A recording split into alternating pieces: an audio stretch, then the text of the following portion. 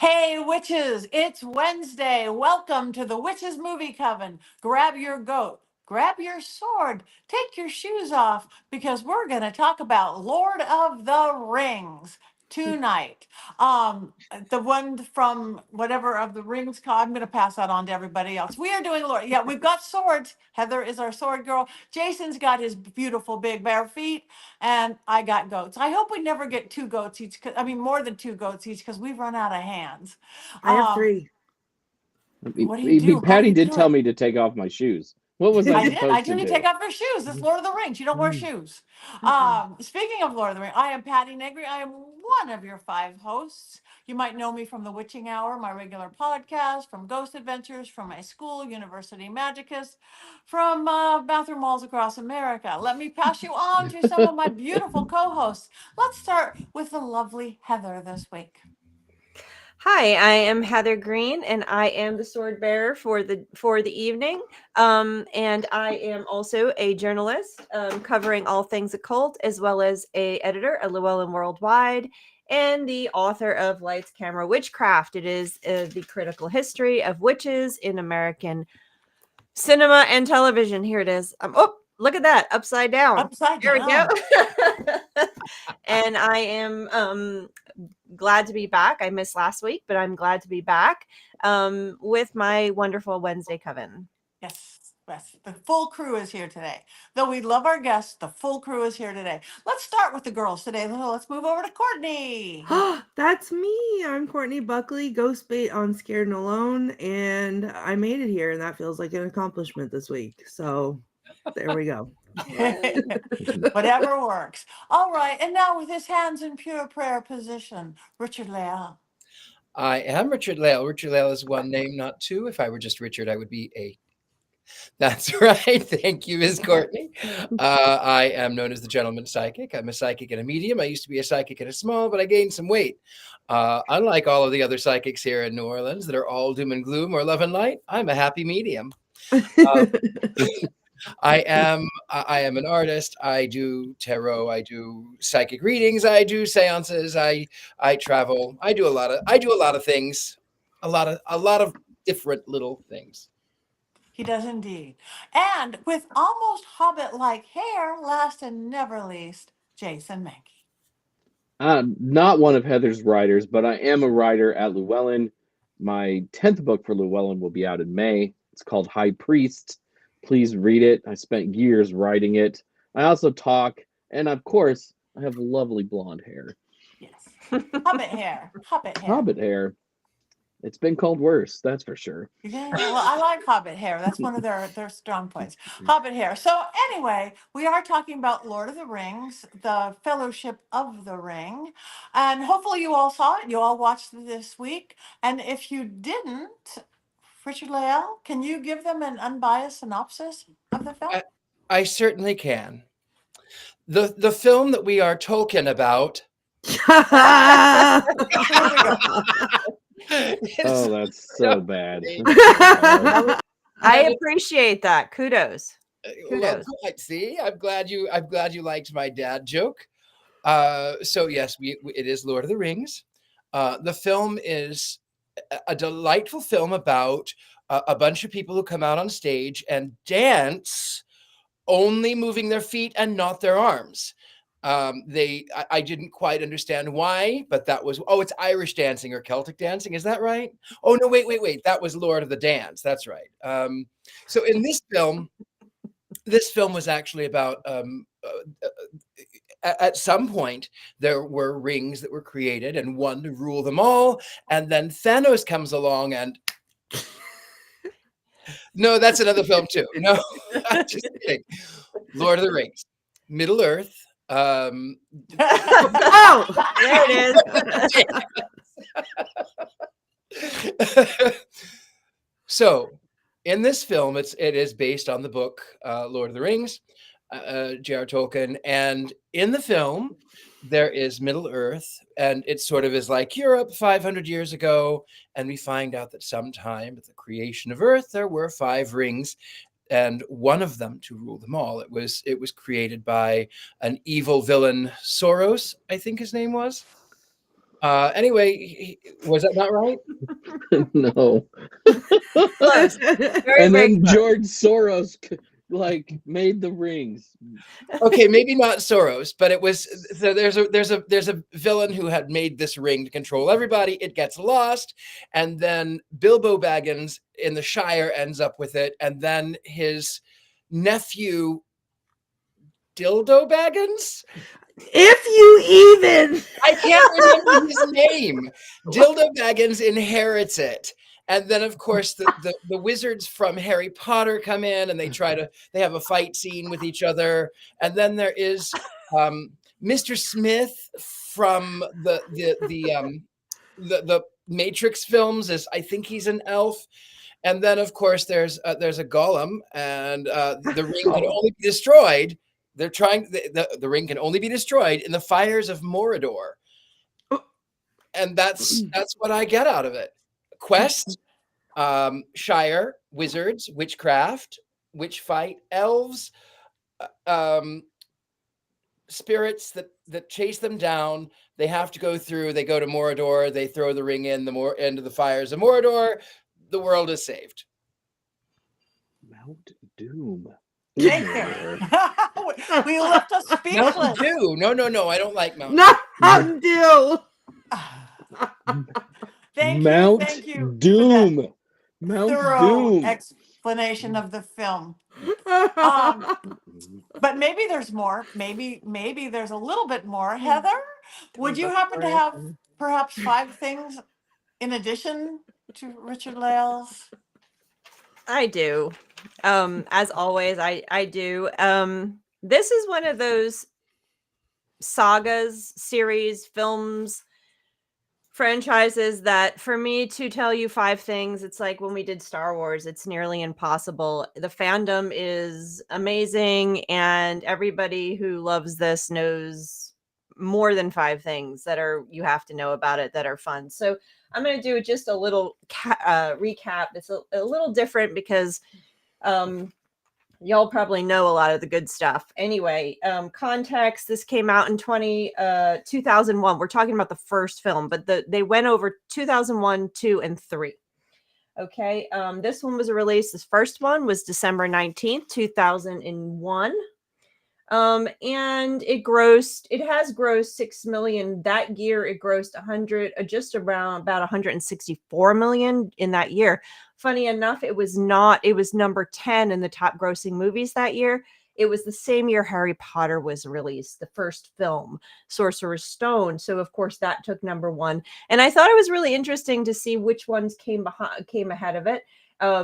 It was before that we had Shrek, going from 1, Harry Potter, 2, Shrek, Monsters, Inc., Rush Hour 2, Mummy Returns, Pearl Harbor, Jurassic Park 3, Planet of the Apes, and Hannibal all came in before this movie. But this movie and the other 2 are some of the top, most popular of this type of movie and have a huge fandom beyond all of those other movies. So, of course, let me get to that. The Lord of the Rings, even though it might have not been the top grossing, maybe it was number 10 that year, The Lord of the Rings as a book series is considered one of the most sold and read books in history. It, of course, it has sold, let's see, I have the numbers here, which are fascinating. And this is number 2. Where is he here? Top grossing, upward of 600 million of all of his books. J.R.R. Tolkien, 600 million copies sold to date is approximately what they assess. That is only behind. That is up there with the Harry Potter series, The Little Prince. And then there were none by Agatha Christie, Alice in Wonderland, The Lion, the Witch, and the Wardrobe, and Pinocchio. Those are some of the other books that are up there in that. The other top grossing people that are above him, Danielle Steele, Shakespeare, and Agatha Christie, all have numbers higher than him. But he is up there, J.R.R. Tolkien, just with this series and The Hobbit, above everybody else. So even though this movie did not hit number 1 that year in 2001, I think J.R.R. Tolkien wins in the long run. People behind him, interesting enough, Stephen King, Dr. Seuss, Tolstoy, and C.S. Lewis, who was his good friend, are all have not sold as much as J.R.R. Tolkien with this series. And you think about how many books Dr. Seuss has out there comparatively.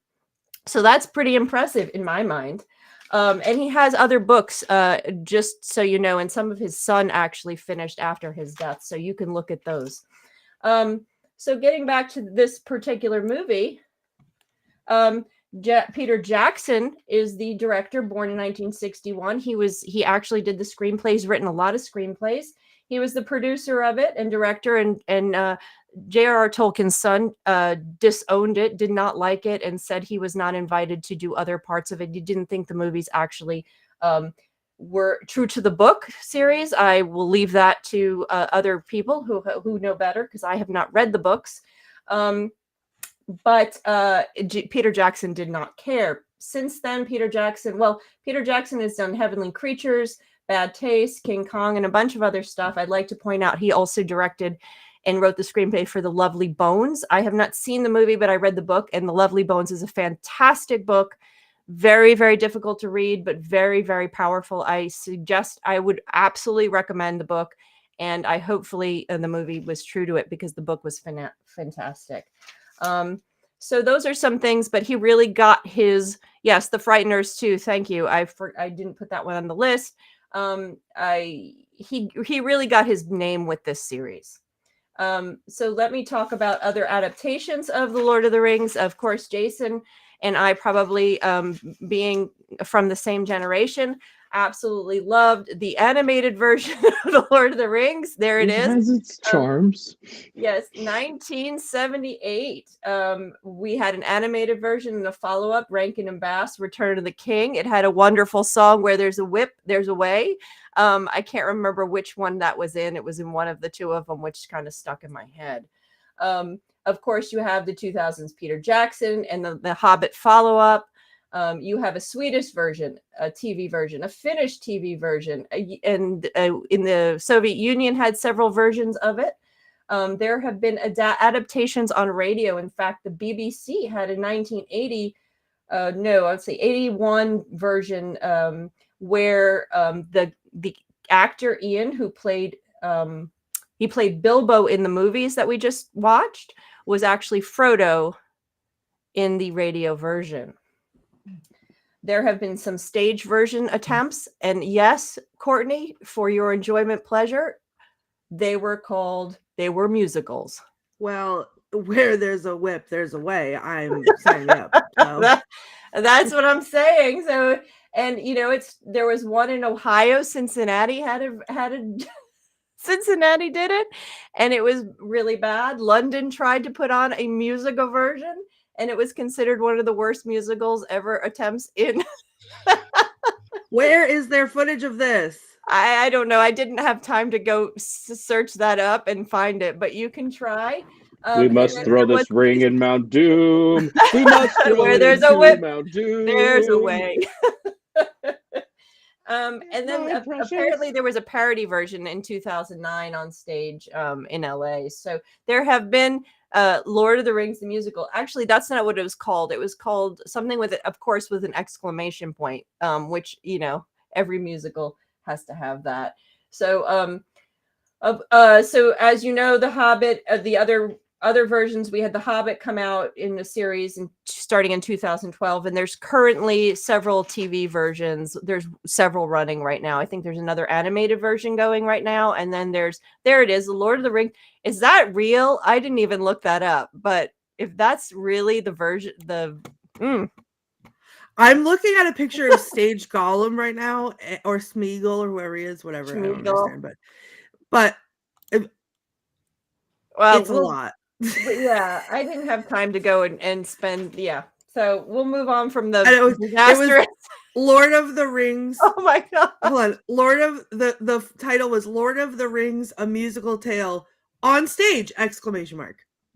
Yeah, no, there was 3 different versions. They weren't all the same versions that got done. So one of them had a different name. It was like The Return! Exclamation or something. The Fellowship. It might have been The Fellowship! Exclamation. I'm not sure. But Anyway, I haven't brought out the cast in this one because there's so many people to talk about, and we can go on forever and ever and ever on that. I'll just name a few names that are notable. Elijah Wood, of course, we just talked about his excellent performance in The Last Witch Hunter. Orlando Bloom, who everybody adores. Cate Blanchett, who we talked about in The Gift recently. Christopher Lee, The Wicker Man, and of course, we've talked about him a million times. The legendary Ian McKellen. Billy Boyd, Ian Holm, Liv Tyler, Sean Astin, who forever in this family will be remembered for his death in Stranger Things and making my child cry for hours after. If you did not see Stranger Things, you will have to watch Sean Astin's death. Spoiler alert. Yeah, sorry. Spoiler alert there. But that's what that's what he's known for in this family, aside from Samwise Gamgee's. Rudy. Yeah, he's in a million things. I think he was in Goonies too. He's in a million things. But and his father is Gomez Adams. Is he really? Yes. I did not know that. That's fantastic. Well, we had quite the Stranger Things had a big effect on our family. Let's just put it that way. I'll leave it at that. So, but he's been everywhere. And there are a million other characters I could pull out, but that would take forever again. Finally, I just want to mention the hero's journey real quick to bring it to witchcraft and witch movies. What movies? Yeah, I'm not falling for that. I'm not stepping in that one right now. I see you, Richard-Lael. I see you. And I raise you one. So this is an epic journey movie. And during this time, we had a lot of epic journey movies coming out. This was released when Harry Potter was released. And Harry Potter is essentially the Joseph Campbell's hero journey. And we had a number of other ones. We have Lion, the Witch, and the Wardrobe. Epic fantasy became fairly popular during this period of time for magical type movies, which is really interesting, coming on the heels of other witch movies. But what I just want to bring out here is that we don't see a lot of male witches. Nobody here is really a male witch. I guess we have wizards, but witch movies tend to be about female coming of age and female empowerment stories, allegorically or directly. Usually those similar stories, when men are involved, boys are involved, we find the hero's journey. And that's what this is. This is a hero's journey. And we see this in, we see trends where they get really popular. So similar movies would be Star Wars. That launched in the late 70s into the early 80s. It launched the popularity of these epic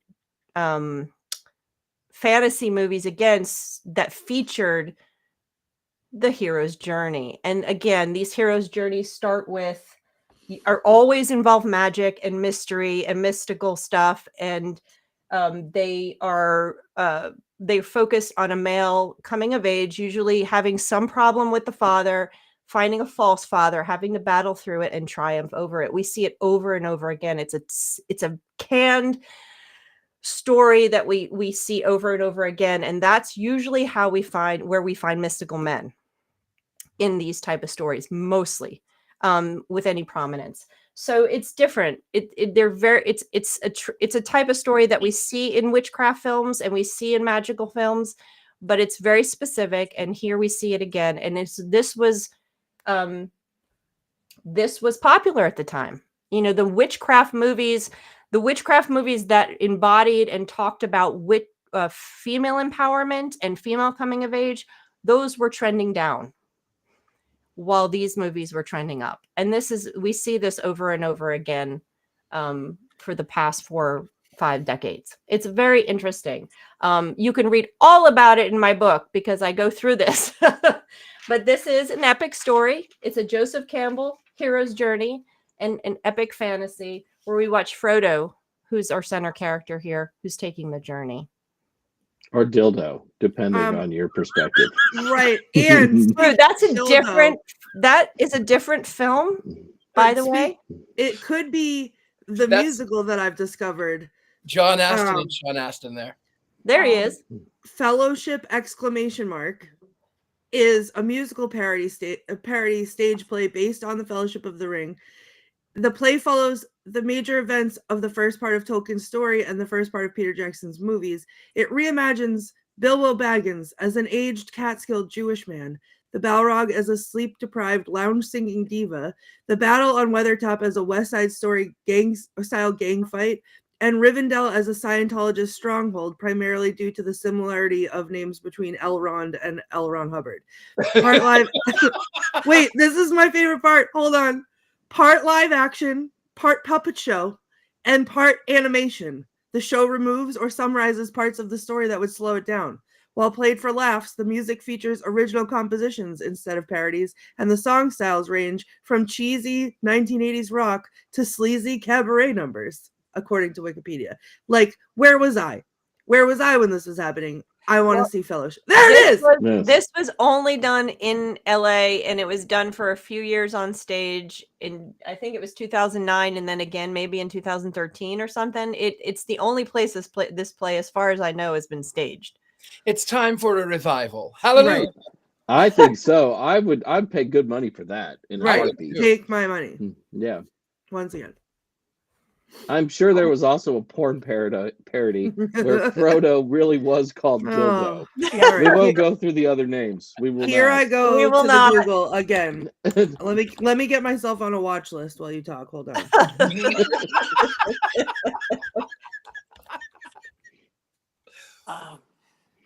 Uh-oh. I'll There's a go face. first because I admit I was kind of tired last night and I struggled to stay awake. It was so hard. I like the character. I like the character. I like the stories. But when you're really tired, you can't do it. It just get on and on. I fall asleep. I'd wake up and they're trudging through the forest, and I go to sleep. And I wake up and they're trudging through the forest, and I go and they're trudging. It's like, did I miss anything? I don't think so. I don't know if I was asleep for 5 minutes, 5 seconds, 5 hours, but it just kept going. And I was just because I had not seen it in so long. I'm like, I have to stay awake. I had a Black Phillip in each hand, trying to tell me to stay awake, and I couldn't. So I can't wait to hear the whole storyline. Thank you, Richard-Lael and Heather, for the thing going. Well, they went through the forest and they're kind of pretty, and I like Hobbit hair. That's it. That's all I got. That is all I got. So you guys take over from here. I'm gonna hide this. This is very shocking, but because I do love a Quest movie, I wholeheartedly agree with Patti. It was hard for me to watch. Like, I've seen it, but it's such. Hear me out first. Relax, Jason. It's Heather. Oh my God. All right. Judging like he was a bear, both of you. Hold on a second. Okay, yeah. Here we go. I've seen it before. I did not see it like when it came out. I feel threatened. I did not see it when it came out in the movie theater. I've seen it multiple times. The first one. I haven't seen the other two.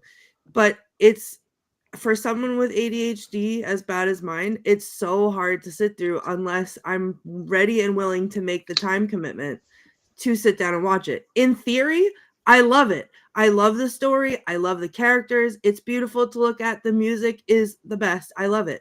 I love. I love it in bits and pieces. I love the messages. I think there's such good like one-liners in it that are inspiring and beautiful, and like the story is great. But if I could watch it in like 40-minute increments, then I might be better off than trying to sit and watch 3 hours. So I have watched it recently within the last few years because I watched it with Nathan. But even Nathan, who loves it, I have been bugging for a week to get him to watch it with me. And he was like, yeah, but it's 3 hours long and I can't sit here for that long. And I don't want to sit here for that long. So I put it on today to try to rewatch it. And I literally had it on as background noise because I could not focus on it at all. But then every once in a while, like I'd glance over and, oh my God, it's beautiful and things are happening and it's gorgeous. Or like, you know, they say, I literally was not invested in the story at all this watch through. And still some of the lines I caught with my just out of the corner of my consciousness, and I almost started to cry because they were so beautiful. So I like it. I love it in theory, but it's very difficult to sit through and watch. Much better said than I. I agree wholeheartedly. You just had better words, more words, because I love the beauty of it. I love the look of everybody, whoever did the makeup and the costuming and the characters and how they were created. I didn't read the book, so I can't compare it to that, but I thought that was well done and well thought out, and just look at that beauty, just beauty. But to stay with it without naps was impossible. I think it has to be something that's like prepared for, and like you have your friends over and you prepare snacks and you have your blankets and you have like whatever ready, and this is what we're doing today, and I've mentally prepared for it, and then I could sit down and watch it. Yeah, I'm sorry. I'm just going to jump in there with something that Colin said, is that you have to be in the mood for an epic journey. And I think that's something that he captured that you don't find in, even though Harry Potter was 7 movies or 8 movies, and Lion King, another epic journey, and all of these, even Star Wars, the feel of it was not epic. The feel of this is epic. It's slow. It moves in an epic way that a lot of these epic journeys don't move in that way. They move fast enough where you get through it. They cut to the chase, essentially. This one does not. And you have to be ready for it. You have to be prepared and comfortable and cozy. I think that's right. Right. Just be glad that the Tom Bombadil scenes were cut out. We'd still be watching the first one today after it came out in 2001. We were just talking about that at dinner. And in the books, I think the journey takes years. In the movies, it feels like it takes a few months. In the books, it takes years. So Peter Jackson did us all a favor. These could have been much, much longer. I started watching this film 84 years ago. It's been 84 years. I can still smell the fresh paint.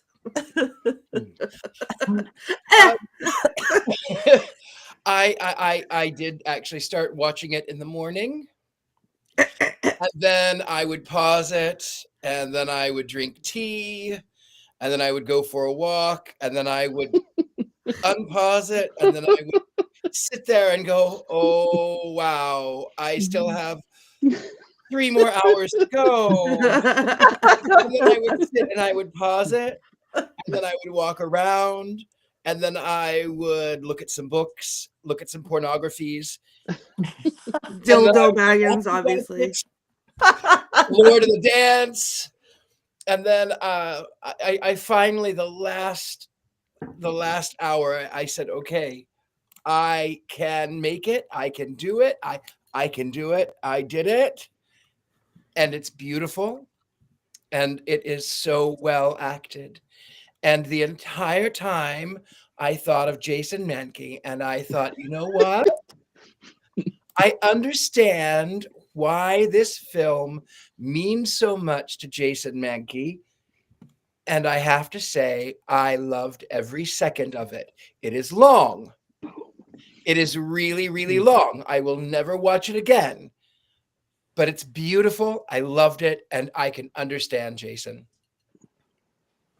And I do love this movie. I was there the night it premiered at the theater. I remember sitting, my wife and I, we were not husband and wife then. We were just friends.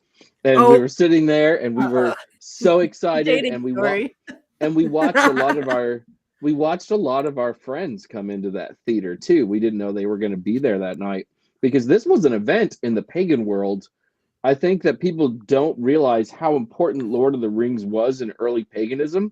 If you were a pagan in the 1960s, which is really sort of when it, I wouldn't say exploded, but became something in the United States, there weren't a whole lot of books. And people read the Lord of the Rings books because they assumed the hobbits were like super close to nature and it was magical. There was a pagan retreat center called Lothlorien in Indiana for a very, very long time. I mean, pagans loved Lord of the Rings. They just went together. So it wasn't a big surprise that all those people were there at the theater that night.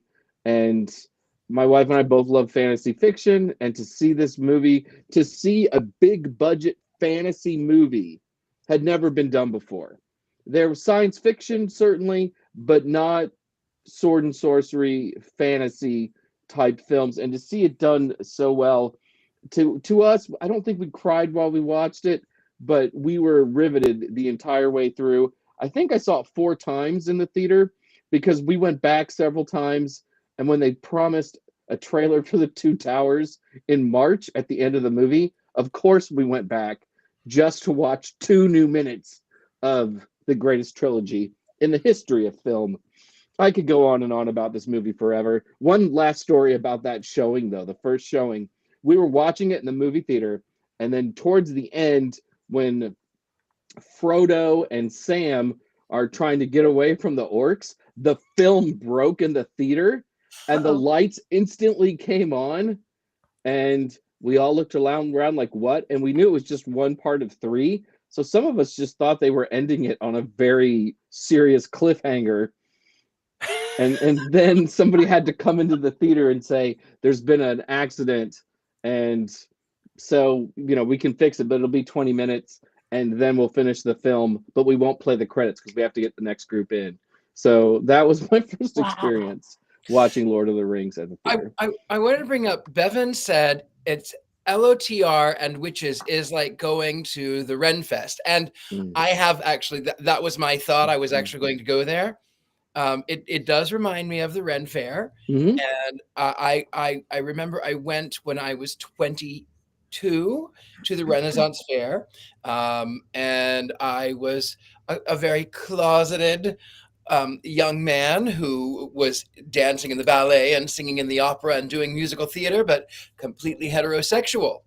And I decided with a friend that we were going to go down to a Renaissance fair. And I decided as a heterosexual, I was going to wear a pink ruffled shirt. And we go to the Renaissance fair, and there's a couple of fellows who are of my persuasion, but I wouldn't have admitted it then. And they were very, very flirty with me. And so we went to the canteen or whatever, they have the Renaissance Fair food. And I thought, oh, you know what I really want right now? I really want a chocolate covered banana. No, actually, I don't want that. Oh, maybe I'll just do something nice, like a drumstick. Nope, I'm not going to do that either because of the optics. So you know what? I'm going to have an apple. I'm going to have a very heterosexual apple. That's what I will have, is an apple. An apple at Ren Fair? Because I didn't want anything that would be suggested. The turkey legs. I was very heterosexual in my pink ruffled shirt with my friends who were also from the ballet. I was very, very, very straight. I think a turkey leg is for all persuasions. There's no way. Right. There's no way to look any type of way other than gluttonous when you're chowing down on that turkey leg, and man, is it worth it. We are all Henry VIII when we eat the turkey leg at the Renaissance There's grease Festival. everywhere, like strings of turkey hanging from your teeth. Nobody cares. There's nothing good looking about it. Or maybe they do. That's right. My search history, I can't look that up. So now that you looked up dildo pageant. I did not. I looked up Lord of the Rings porn, and I was uncomfortable very quickly, and I already had to delete my search history. So because what I saw burned holes in my eyes. So turkey legs don't discriminate. That's right. They don't. The Dragon Con in Atlanta does still have a Tolkien track last I saw. I haven't been in a few years, but I believe they still do.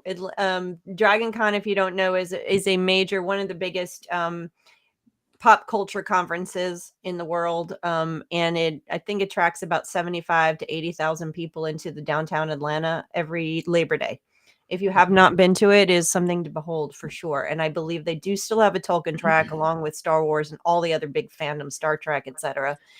But I'm gonna jump in real quick because I have a different perspective on this. I love the movies. I'm with Jason. I don't watch. I haven't watched them in a while, but I get absorbed right into it. I don't get bored at all. And I could watch them probably all 3 back to back and sit there. But that's maybe my film nerd thing. I don't know.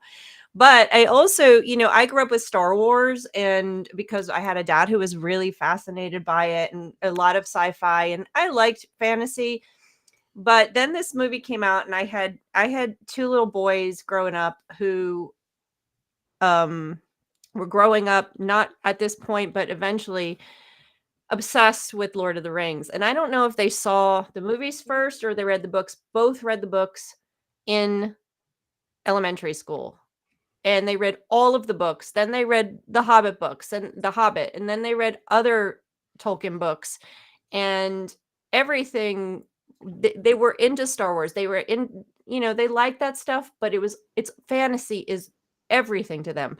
My oldest child is now watching Game of Thrones. I mean, that was it. And I even said to him, I said, we're doing this tonight. If you want to get on and call me out, because he passed what I was watching it earlier just to refresh my mind. He's like, oh, he knows all the names of everybody. They are absolutely, both of them. They have all the Lego toys. I took out some of their little Lego stuff. Yeah. We've got all the little Lego guys. Legolas. Here's Frodo Baggins or Bilbo. I don't know which one he is, but there he is with his little ring. See, he's going to turn evil. They have, the books, everything. There was the pop figures. Lord of the Rings was their way of life. It was obsessed with everything to do with it because they love the fantasy. And with that said, the oldest, my partner's daughter, we tried to make her watch it, and halfway through the first movie, she's snoring over in the corner. So so then there's that. That is for her. For her. Well, but the youngest, because together we have 4, our youngest, who is 17, has just for the first time picked up the books, is now about a quarter of the way through the first book, and will not watch the movies until the books have been read. That's by her own decision. But so I kind of have grown up around an obsession with Lord of the Rings because of my 2 children, and it's everything to them, and it has been. So I'm happy for that. I couldn't be happier with having children obsessed with the Lord of the Rings and have read the books. So I'm good with that. That's amazing, actually. I could not in youth read that. No. I want to watch them all. Like, I have every intention. Nathan asks me all the time. This started over COVID. He wanted to watch all 3, and that's when we watched it the first time. But it's such a commitment in my brain that unless I'm ready and willing to dedicate the whole day to it, like, I can't even wrap my mind around starting it. And I've said this like to people because people are shocked that I haven't seen them because I love fantasy, but my thing is that, like, I don't want to start because once I start, I won't stop. Like, once I'm into it, that will be it. And I have, my to-do list is never ending. So I feel like I can't cut myself enough slack to just be able to sit down and enjoy them for a whole day. And that's frustrating because I know that I would love them. You should try to do them. Try to do the movies like once a week, do one and then let it go for a little bit and stuff, because by the time you get into the second one, when those trees are running from the fire in the second one, I thought that was I saw that one in the movies with my brother, and we started laughing. I'll never forget that moment where the trees are fighting back. I'm like, yeah, this was awesome watching those trees. Wait, is this a killing tree reference? What? This is what inspired the killing trees. There's Yes. killing trees. For sure. Ents. She's going to watch it now. They're ents. Anyway, there's moments that are just so, the first one is sort of the beginning of the journey. You have to get to the other ones where they start really, where you start seeing more action and more stuff going on. It's epic. The second and third movies are better than the first movie.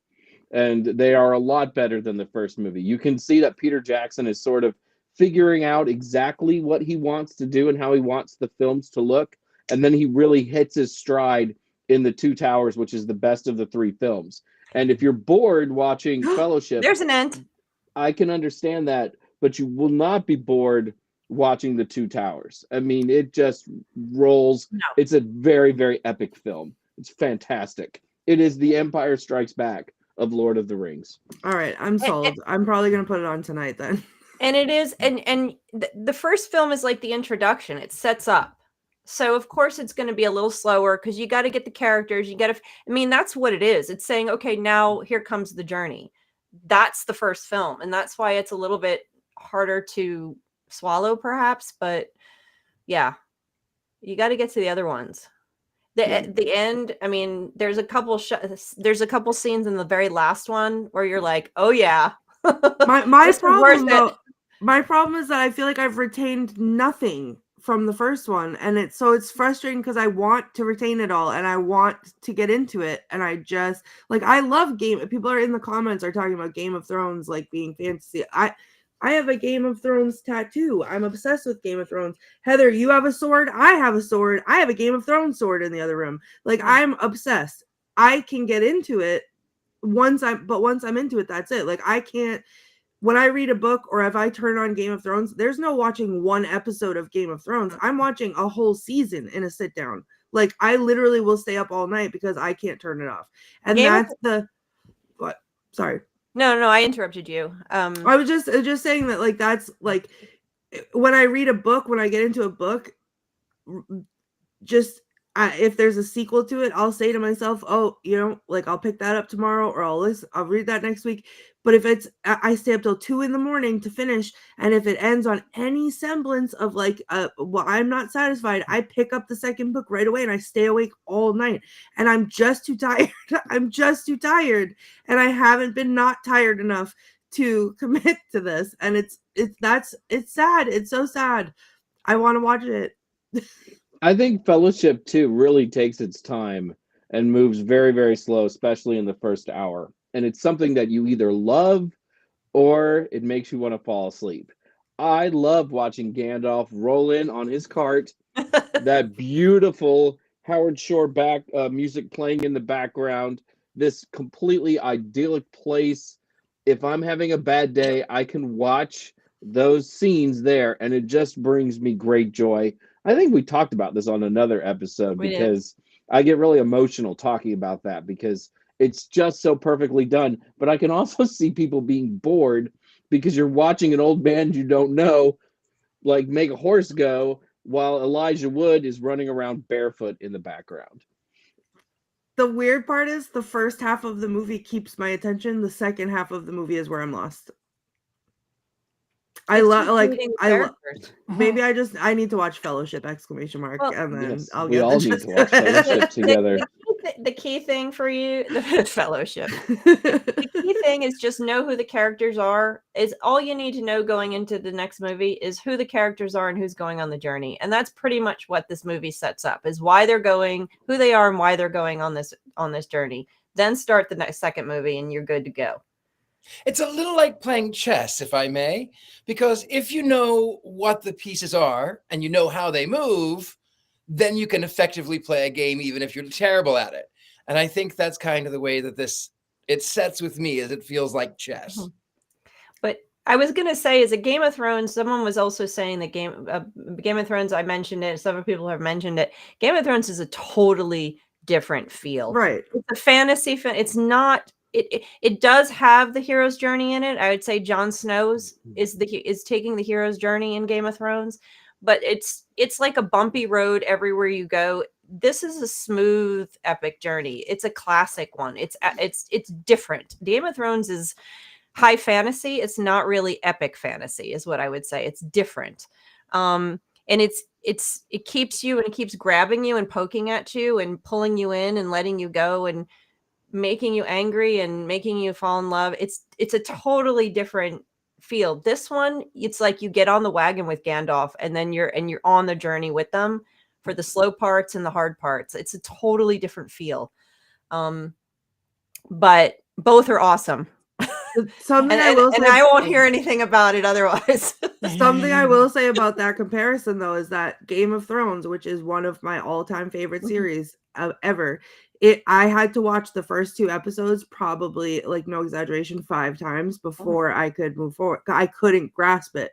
And everyone kept saying, oh my God, it's so great. And you have to keep going. And, oh my God, it's so great. You have to keep going. And it literally took me having nothing to do for an entire weekend to get into it. And then that was it. Then I didn't have cable. I didn't have HBO, and it was still running. So but I'm running out to the store to buy the DVD box sets. I had the cable people coming the next day to install my cable, and I could not wait for the cable people to come. And I was getting HBO for Game of Thrones.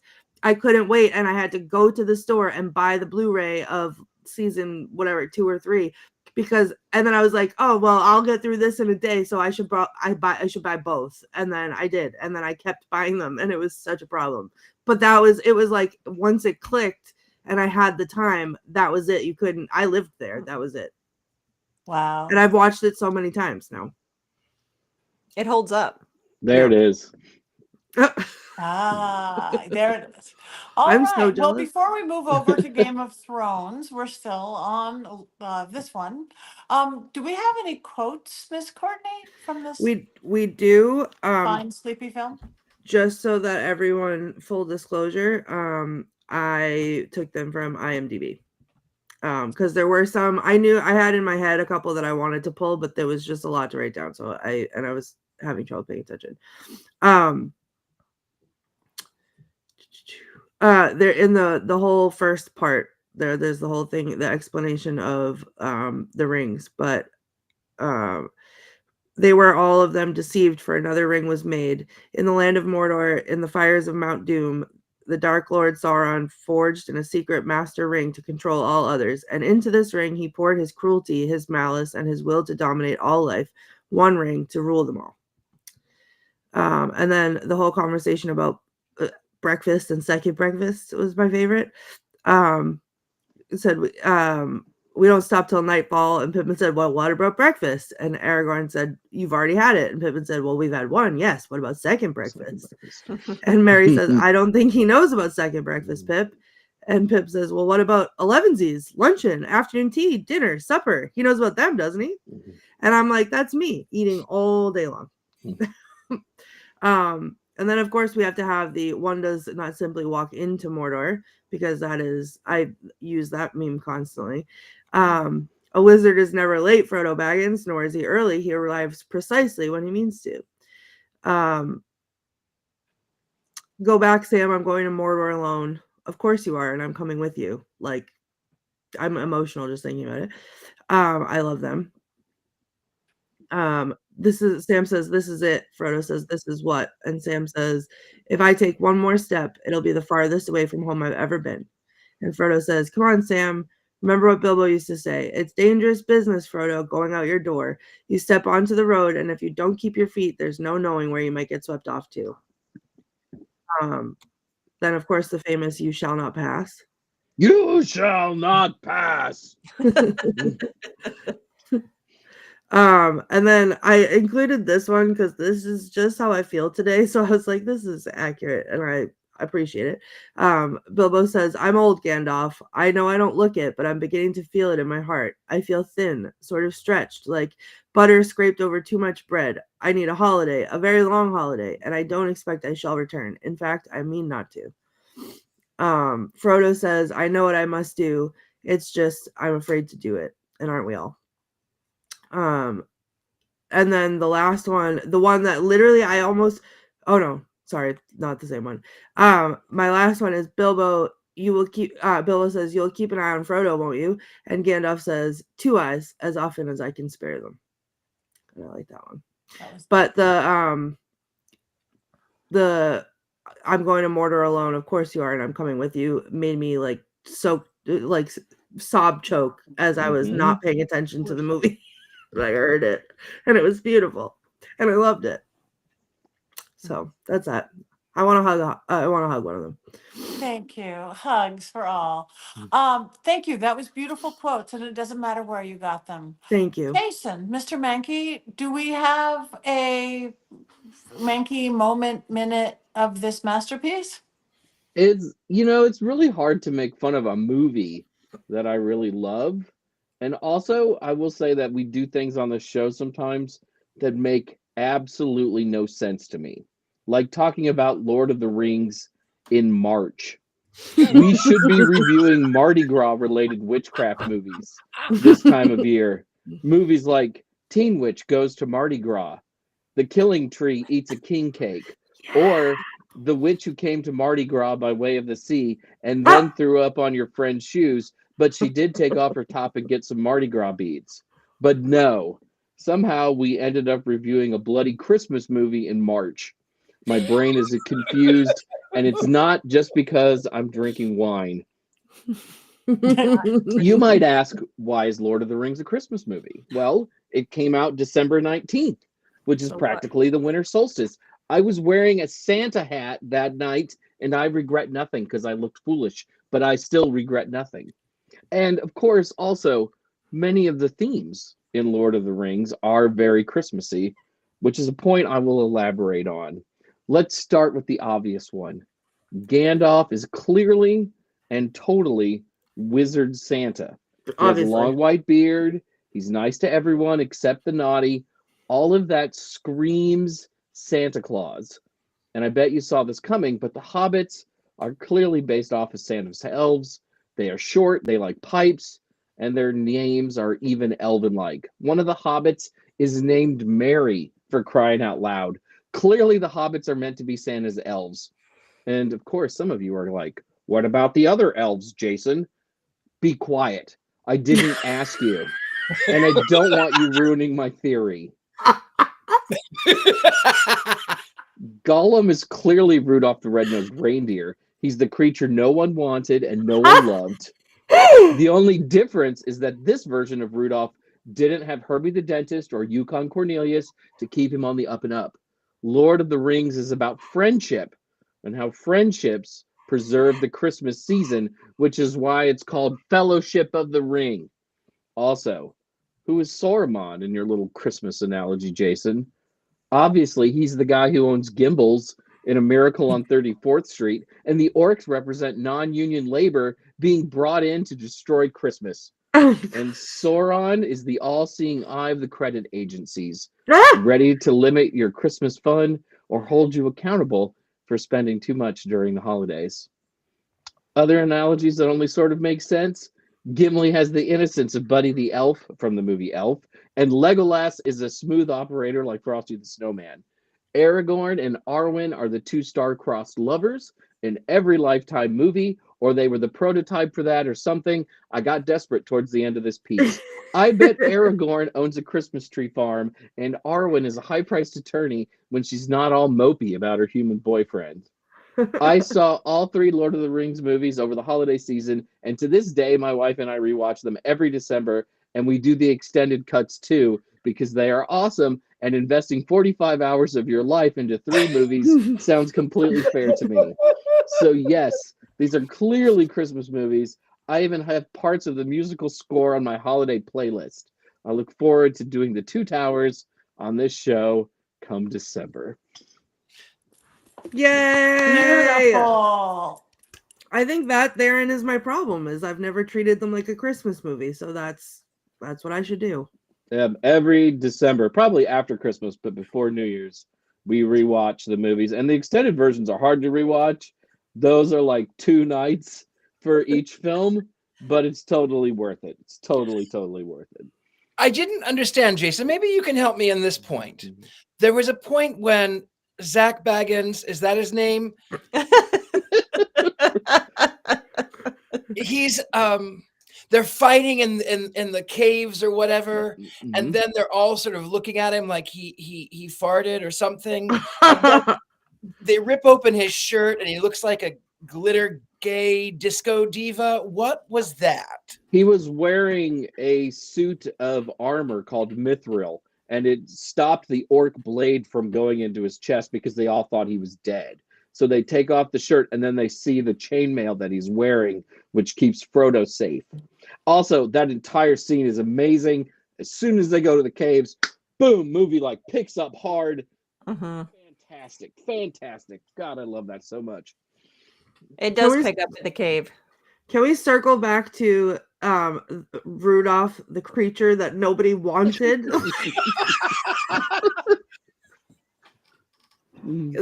That hurt to hear, honestly. It's true, right? I mean, we've all watched that special. They're so mean to him. Oh my god. Yeah. Oh, that was good. I might be working on a Christmas themed tarot deck right now, so it's in my brain. All right. Well, that is, now that we are all experts on the Lord of the Rings, Fellowship of the Ring, it is time to vote. I don't even know what time it is. I guess it is that time. It is time to vote. Wands up and wands down. Now, because I'm on my phone, I cannot see the people. So I'll read them. So you could read them. So, Lord of the Rings, everything we said, what we said. Oh, we're all unanimous.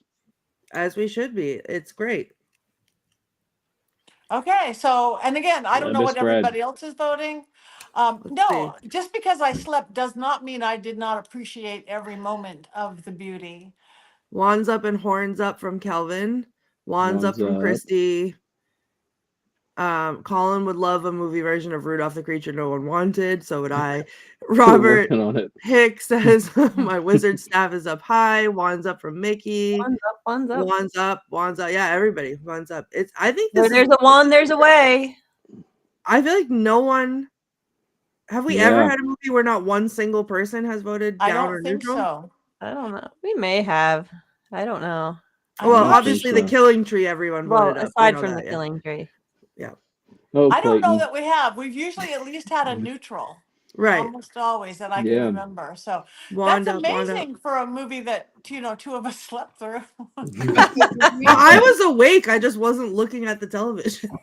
The only reason that I'm really voting it as highly as I am is because I love Jason and I love Heather and I know how much that it means to them. And I enjoyed it, but knowing how much they love it made me love it all the more. Aww. And I'm happy to say that Sting did not glow blue once during this entire set here that we've done. So that means we are safe and comfortable. So I just wanted to let you guys know it did not glow blue. We're good. I would say before you declare anyone safe, would give this a wands down. Also, before you declare us safe and comfortable, I'd like to point out that your clown has been staring at me the entire podcast. So look at him. He's just lounging back here looking at you. He's been like peering at me. I noticed him. It has to be a visual clip at some point. I saw him and I was like, oh man. So what movie are we watching next week? Does anybody know? Yes, next week is a 1960 British film. We're going back in time to Horror Hotel, or it's also called City of the Dead. We're going back to horror too. It's a British, again, it's a British film. I believe it's black and white, 1960. It's really going back in time, doing nice horror film, classic horror. All right, I'm going to get ready to curse Heather again. Can't wait. Yeah. I started watching the day unwittingly. So it's definitely a film. It's great. It's a film. Does anybody have anything coming up that they want to talk about before we go? Any conferences, appearances? Courtney? I'm gonna have to start doing some butthole magic because Black Phillip has a butthole again. The same one? Yes, and a leg hole. What are you doing to your Phillip? No, I'm being called to your goats. I'm being called to do butthole magic. I don't do anything. They just live in here and then grow a butthole. Yep. And only what happens when Courtney's looking up porn Fellowship of the Ring online. Oh no, Dildo Baggins got him. Oh, poor Black Phillip. I'm so Oh no, sorry. I have to repair him again. Wow. I want to say Jason. I'm going to see Jason in 2 weeks now in Minneapolis at Paginnicon. It begins on the 21st, I believe. Yep, March 21st through the 23rd. Yep. And I'll be doing some doll workshops and showing off Patty's book. So I'm really excited about that. I'm so excited. I wish I was there. Next year, I'm going to be in Ohio, nothing in March. Well, stuff in March, but private. April, beginning of April, I'm going to be at Firelands Paracon, which is in Sandusky, Ohio. It'll be my first time there. And then the end of April, I'm going to be in North Carolina doing a Crescent Moon Magical Week, a whole witchy weekend of workshops and stuff with me. If anybody wants to come, check it out. And Dollcraft, my book, you could do pre-orders already. My beautiful publisher, Heather, and editor, and I'm so excited about this book. It's the hardest thing I've ever done. I don't know how you've done 10 or 11 of them, Jason. I don't know how. But yes, Dollcraft. So then we're going to have some haunted doll movies coming out if we can, please. Mm-hmm. For sure. So, anybody else have anything coming up? We're all home. All right, what time is it? It is time to cackle because it says so on the screen. So, witches, get ready. Take a deep breath. 1, 2, 3.